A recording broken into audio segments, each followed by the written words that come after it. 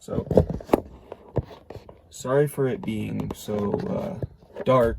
It's 11, and I've just been trying to practice some footwork that I imagine to be correct. So I was having a problem at the track with putting too much angle in because of stock angle, and I wanted to be able to keep the drift going when I feel it start to get too much angle. I wanted to be able to save it, like lose some angle and keep it going. So I've been just imagining the track in my head, sitting here in my car, and practicing some footwork, you know, clutch, brake, and then I'm also going to practice some left foot braking next time I go out to the track, which is going to be a little bit because I have a road trip coming up. I'm see what car I end up taking. I'm hoping it's the RX-8, but we might have to take the Focus, depending on the results from my compression test. Please, God, please. But as of right now, I think we're just going to plan for the Focus, and the compression test should be next week or the week after, and should let us know. Give us 2 weeks to prepare, I think. But I do have my setup coming in for sim racing, so I can practice footwork and steering wheel. I got the Thrustmaster set up. I'm going to do a video on that and me upgrading my setup and kind of like a gaming setup tour. And this video, it's going to be probably until tomorrow where I record, but for you guys it'll just be a few seconds. I'm going to be just going over the whole build for the BMW and what I've done to it so far. This steering wheel's got to be one of my favorite things. Not the quick release, just the wheel itself. You know, it's nice. It's like a confidence booster when you look at it, like it's never too late type shit. So, but I just wanted to give an update while I'm sitting here working on footwork, getting weird looks from people because it's 11 o'clock and I'm working on footwork in my BMW. But I do want to start getting into tandems, hopefully by next year, near the end of the season.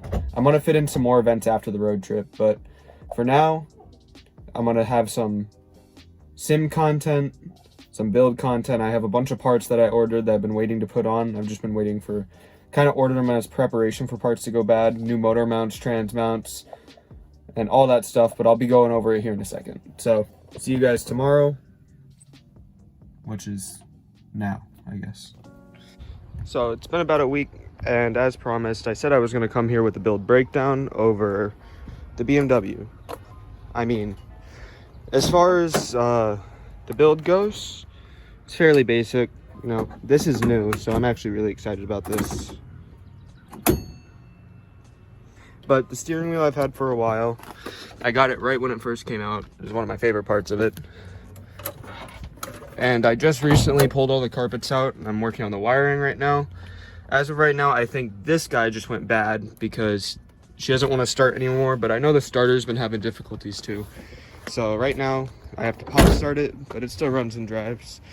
Engine bay is not the cleanest because, like I said, I was working on the starter and stuff.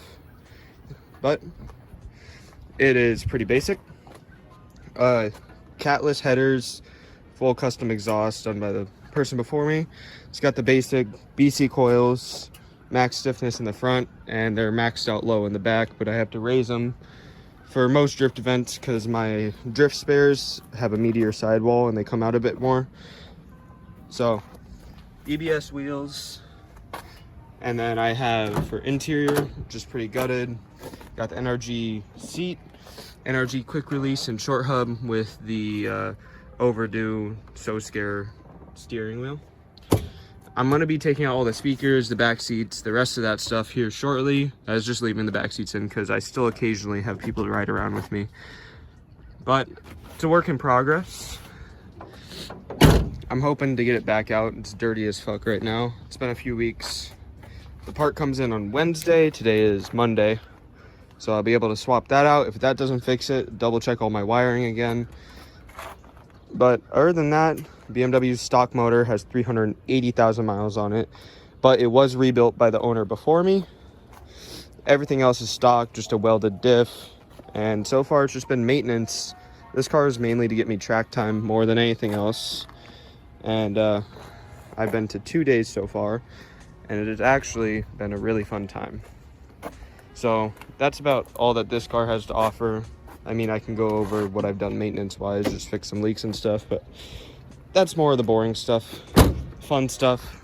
Hydro comes in soon. I just have to get the rear arms from the 330 Ci to make the dual caliper brackets from Chase Bay's work.